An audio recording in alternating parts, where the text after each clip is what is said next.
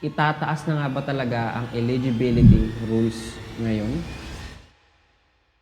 So, welcome sa Rod TV. Well, YouTubers, nagsama-sama na naman tayo sa ganitong klaseng video. And I know for a fact na may mga big channels na nanonood ng ganitong klaseng video dahil gusto sumilip or gusto maki-update, no, kung ano na nga bang nangyari sa YouTube. So, na-appreciate ko kayong lahat, big or small channels, as long as nanonood kayo sa video na to. Thank you so much.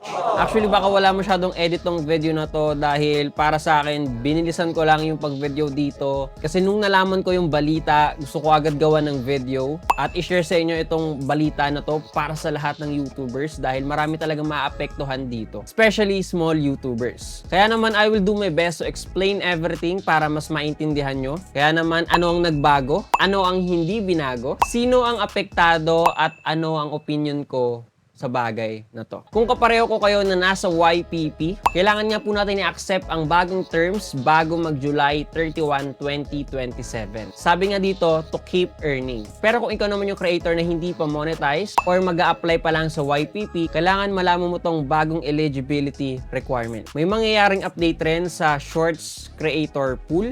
So kung puro Shorts video yung ginagawa mo, kailangan malaman mo rin to. At meron na nga rin po ang mga bagong pagkakakitaan sa YouTube katulad ng YouTube Premium Lite at Targeted Incentive Program. At si YouTube na nga po mismo nagsabi na mas malaki ang magiging kitaan sa year 2027 kung i-compare sa year ngayon na 2026. In fact, we expect to pay even more to creators in 2027 than we did in 2026. Bago nga po tayo magpatuloy, kung gusto nyo ng mga ganitong klaseng video update sa YouTube, huwag mo kalimutan mag-like and mag-subscribe.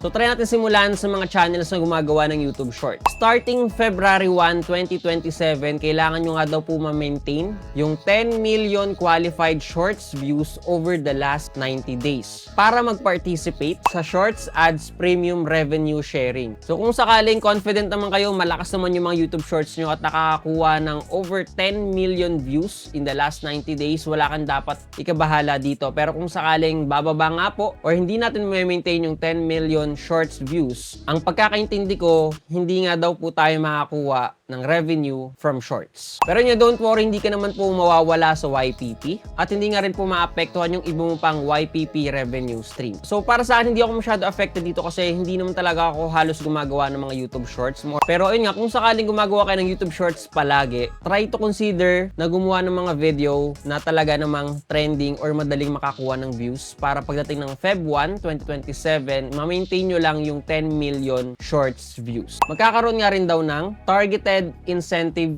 Program. Panibagong ways daw ito ni YouTube para kumita tayo sa platform. At para nga daw talaga to sa mga channels na nagsisimula pa lang. Ang kagandahan dito, hindi ito nagbe-base sa dami ng views mo. Magbe-base nga daw po ito sa growth ng channel mo at sa dami nga po ng engagement. As of now, wala pa nga pong final criteria about sa bagay na to. So abangan na lang natin sa mga darating na buwan. Magkakaroon na nga rin po ng bagong YouTube Premium Lite. Sa mga hindi nakakaalam yung YouTube Premium, kapag nag-avail nga po kayo nito, nag-offer ito ng ad-free video. So walang ads sa mga YouTube videos mo. May background play, so kahit naka-off yung screen, pwede ka pa rin makinig sa mga video podcast sa YouTube. At may YouTube Music Premium. Pwede ka nga po makinig ng mga music sa YouTube ng tuloy-tuloy, walang ads, walang istorbo, parang Spotify Premium lang. Para nga sa mga katulad kong creators, mas malaki yung nakukuha naming revenue kapag meron kaming audience na gumagamit ng YouTube Premium kung i-compare sa mga audience na nanonood lang ng ads namin. So, kung sakaling nanonood ka sa akin at naka-YouTube Premium ka,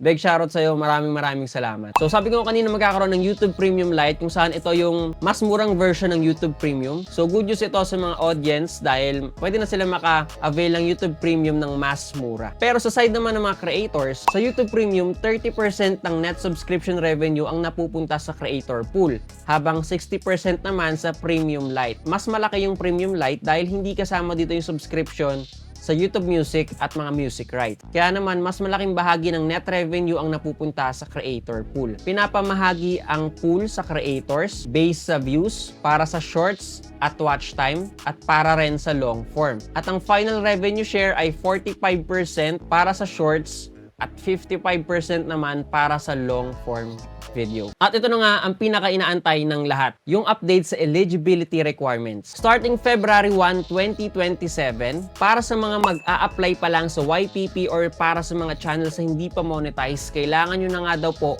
ng 1,000 subscribers at 8,000 qualified watch hours in the last 12 months or 20 million qualified shorts views in the last 90 days. So ayun.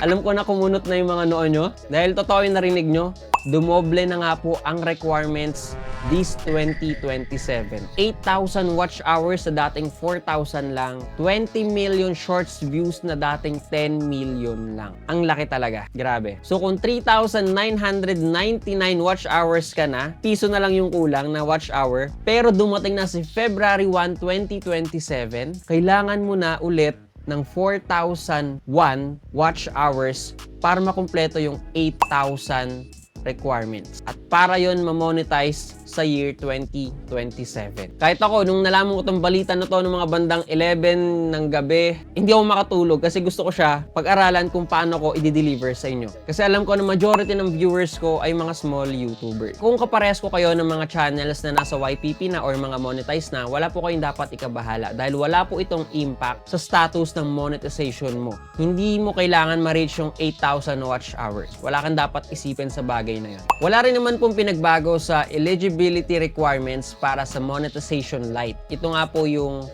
funding, creator partnerships, at yung sa YouTube shopping. Still, kailangan nyo pa rin ng 500 subscribers at 3,000 qualified watch hours in the last 12 months or 3 million qualified YouTube Shorts views in the last 90 days. Alam ko na worried ng iba sa inyo dahil dumoble na nga po. Pero as of now, kung hindi ka pa nga po monetize, meron ka pa naman 6 months para mag-grind para bago dumating si February 2027, monetize ka na. So habang yung requirements pa ngayon is 4,000 watch hours or 10 million shorts views, mag-grind ka na ngayon sa YouTube. I recommend na sipagan mong gumawa ng videos from August to January 2027. Again, kung kaparehas ko nga po kayong nasa YPP pa rin, until January 31, 2027, kailangan nyo nga po ma-review and accept itong terms ni YouTube. So, paano nga ba to i-accept or paano ito makikita? Pumunta nga po tayo sa YouTube studio natin, mapa-desktop man yan or cellphone natin. Doon nga daw po sa notification, makikita nyo nga daw po dito yung terms ni YouTube. Kailangan nyo nga lang daw po i-review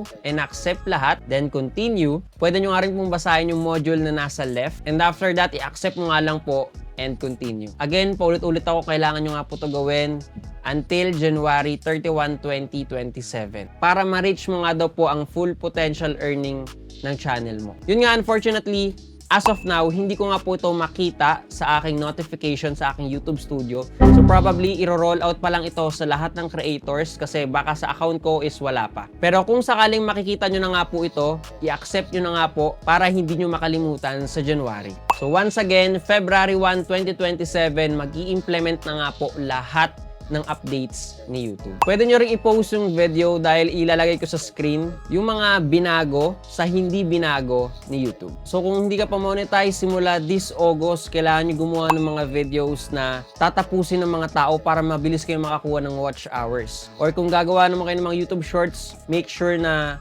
gagawa kayo ng mga video na trending para mas malakas makakuha ng views. Mahaba pa naman yung 6 months para sa akin. Alam kong kaya nyo ma-monetize bago mag-February. Pwede nyo nga rin po basahin yung article ni YouTube about dito. Ililink ko po sa description ko or pwede nyo rin panoorin yung video explanation nila sa kanilang YouTube channel. So let me know guys sa comment section kung ano yung opinion mo sa update ni YouTube ngayong 2027. Makatarungan ba to or hindi? Bahala ka, comment mo na yan sa baba. Again, thanks for watching. This is Rod TV. Good luck YouTubers and peace out.